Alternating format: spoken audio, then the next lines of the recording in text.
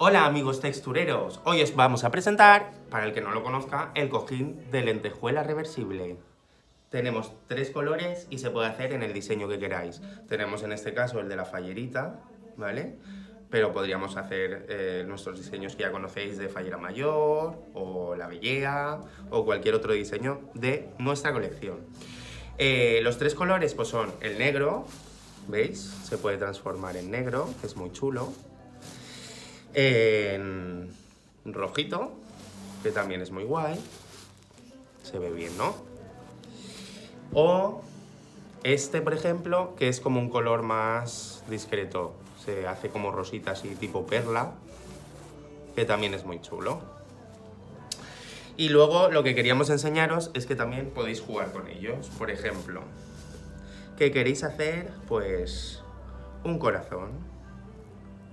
O muchos corazones, porque queréis mucho a las fallas.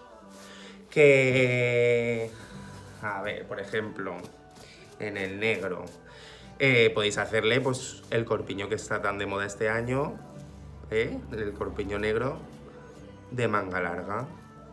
Que nuestro amigo Arturo, el del atelier, le habrá costado más de hacer, pero con el cojín de lentejuela se lo podéis hacer.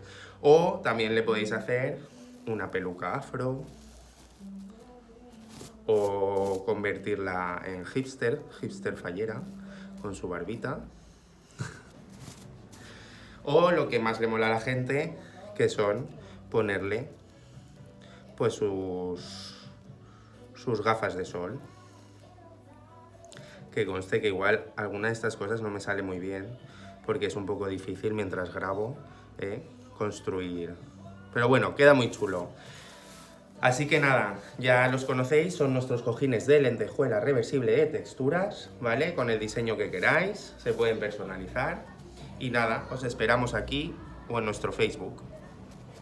¡Hasta luego, textureros!